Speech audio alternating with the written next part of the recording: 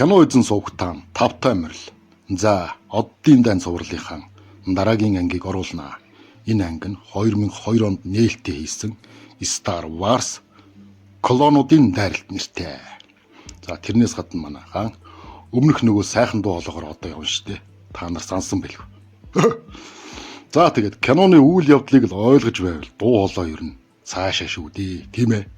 За, ингээд кинонд орцгоё. Туглан сууж талан болгоно. Hello. Bless my circuits, I'm so pleased to see you. How pleasant of you. Галактикийн бүгд найрамдах улсад маш тогтворгүй түгшүүртэй нөхцөл байдал үүсэт байв. Сэргэлэн залчин гүнд үгийн ятгалах зөвлөгөөгөөр олон зуун гараг системүүд бүгд найрамдах улсаас салж тусгаарлахыг ирмэлцэх болов. Энэхүү хямралыг шийдвэрлэхийн тагт Сенат нэгэн чухал санал хураалт явуулахаар зэхэж байлаа. Энэ нь Жедай нарт туслан галактикт цагдаагийн үүрэг гүйцэтгэж дэг журам тогтоох бүгд найрамдах улсын бие даасан армийг байгуулах үгүй юу гэдэг асуудал байв. Уг хуулийн төслийг тууштай эсэргүүцэгч гол хүн бол Набу гарагийн хатан хаан байсан. Эдвэ Сенатын гишүүн болсон Падме Амидал юм. Түүнийг нийслэл Корсунд гарагт газардах үед түүний амь насанд халтсан аимшигт дэлбэрэлт болдог. Азар дэлбэрэлтэд сенатор өөрөө бос түүнийг орлож байсан нууц орлон тоглогч бие хамгаалагч бүсгүй өртөж амь үрэгдэнэ. Тэрээр өхийнхээ өмнө намайг чамгүй болсон дуучлаарай сенатораа би үүргээ биелүүлж чадсангүй. Бүтлгүүтлээ хэмээн уучлалт гоох бөгөөд Падме түүнийг тайвшруулж үнэнч зүтгэлийг нь үнэлдэг. Тэд түүний цогцыг тэнд нь орхиод сенатын ордон руу яран ордог.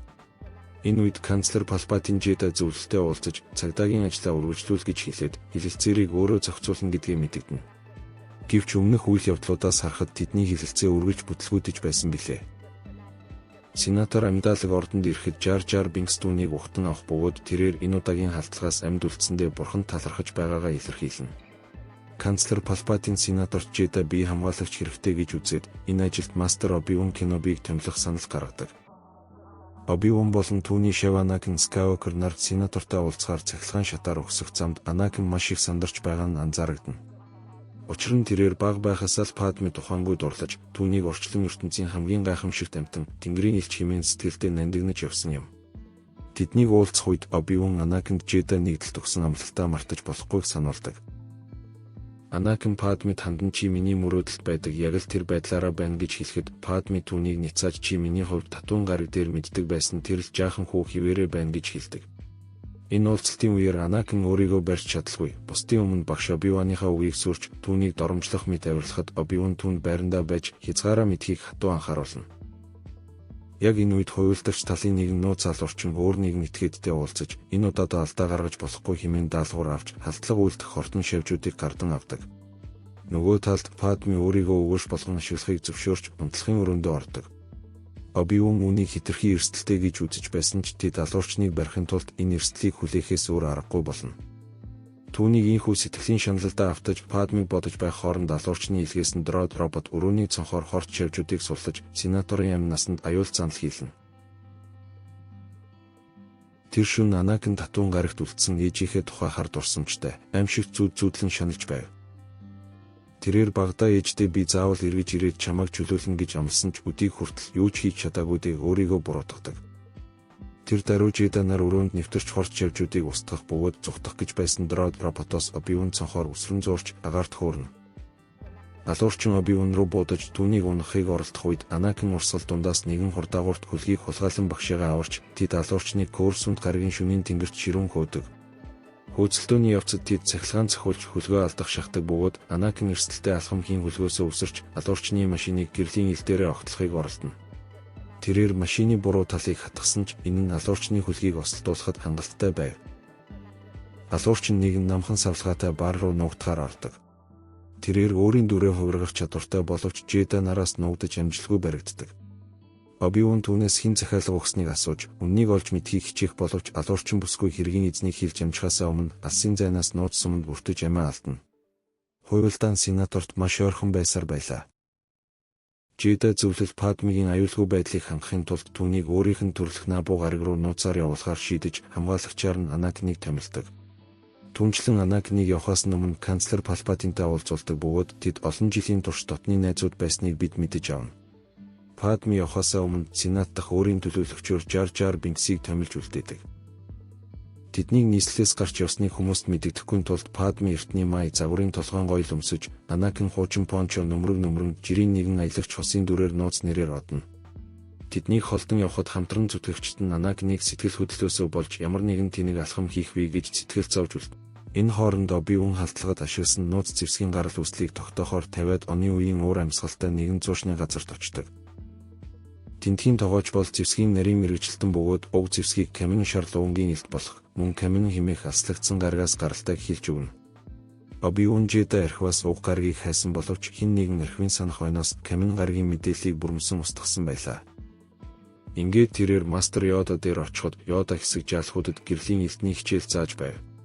Yoda болон хүүхдүүдийн тусламжтайгаар хэрвээ архивд байхгүй байгаа бол тэр гарыг заавал байх ёстой гэсэн логикоор ухамсарын хүчийг ашиглан Камин гаргийн байршлыг тогтоож Obi-Wan тийшээ оддог.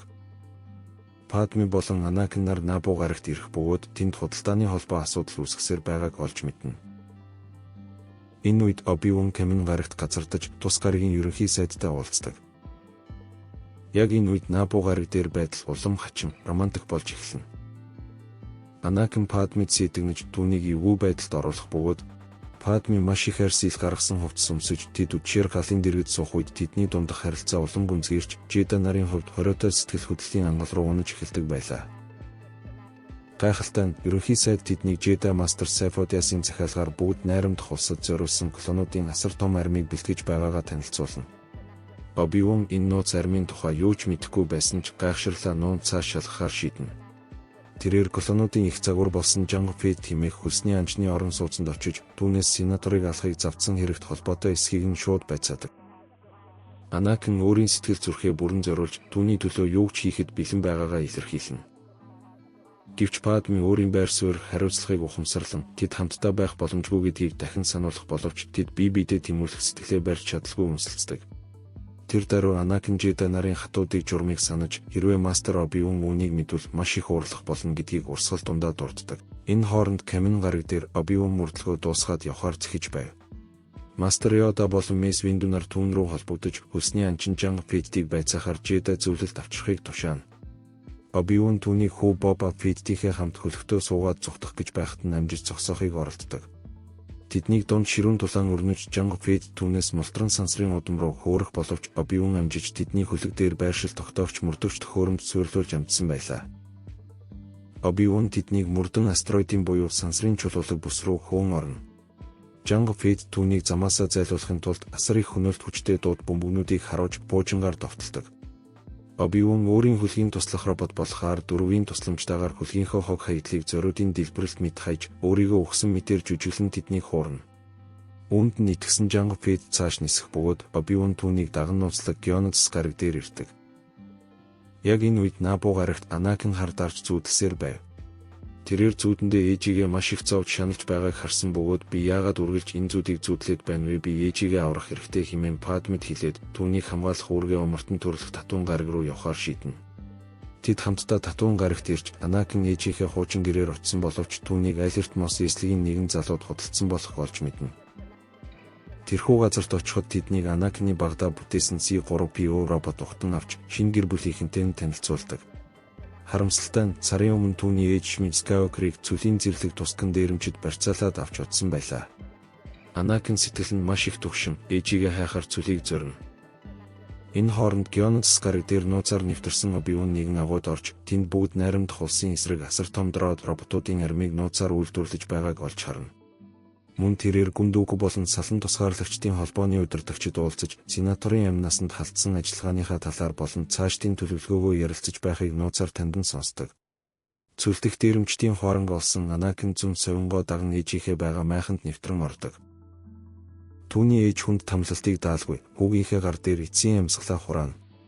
Ээжийнхээ өхлийг харсан Anakin ухаанаа алдаж өшөө авалтын галд шатан хуарандах бүх тусган дээрэмчдийг тэр дундаа эмэгтэйчүүд хүүхдүүдийг нь чүлдээлгүй бүгдийг нь хэрцгийгээр хөнөөдөг. Буцаж ирээд тэрээр хийсэн үйлдэлээ Падмед нулимс туслуулан хэлэхэд Падме түүнийг тайвшруулахыг хичээнэ. Энэ үед R2D2 робот гарч ирэн Shmi-гийн оршуулгын ёслолыг хийж амжаагүй байтал Obi-Wan-аас ирсэн яаралтай тусламжийн дохойг тэдэнд дамжуулдаг. Obi-Wan Geonosis дээр баригдахаасаа өмнө Jedi зөвлөл рүү мэдээлэл илгээхийг оролцсон Anakin-аар дамжин зөвлөлт хүрдэг. Анаkin ээжигээ аварч чадаагүй ч дахин хэнийг ч хүлэхгүй, хүмүүсийг үхлээс авардаг хүчтэй Жедай болно гэж амлана. Тэрээр багш Оби-Ваныгаа аврахаар явахыг хүссэн ч сенатор Падмиг хамгаалах албан ёсны тушаалтай байв. Гэвч Падми өөрөө Оби-Ванд туслахаар Геонадс руу явахаар шийдэж, Анаkin түүнийг хамгаалах үүргийнхээ дагуу хамт явна. Курсунд гараг дээр Жедай нар салан тусгаарлагчдын дороод армийн эсрэг тулдахын тулд Камин дээрх клоны армийг ашиглах шаардлагатайг ойлгоно. Үүний тулд Сенатаас онцгой эрх авах хэрэгтэй байв. Падмиг байхгүй түүнийг төлөөлөн үлдсэн Жар Жар Бинкс канцлер Палпатинд галактикийн армийг удирдах онцгой байдлын дээд эрхийг олгох саналыг Сенатад дэвшүүлж санал хураалтаар батлуулж чаддаг. Энэ үед Геонадс дээр олзлогдсон Оби-Вантай Гүндүүкүү уулзаж, бүгд найрамдах улсын Сенатыг Дарт Сидиус хэмээх Сид Лорд нууцаар удирдах, хяналтандаа байлгадаг гэх үннийг хэлдэг ч Оби-Ван түүнд итгэхээс татгалздаг. Мэдээллийг авсан Мастер Йода болон Мэс Винду нар үлдсэн бүх Жедай нарыг цуглуулan Геонадс руу хөдөлж, Йода өөрөө Камин гараг руу клоны армийг авахар одно.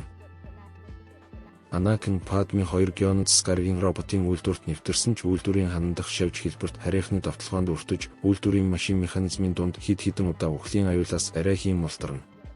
Эцэст нь Jango Fett тэднийг баривчилж, Гүндүүкүүгийн өмнө авчирна. Цаазын тавцанд гарахаас өмнө Падми Анакинд өгөхөөсөө өмнө амжиж өөрийн үнэн чараа илэрхийлдэг.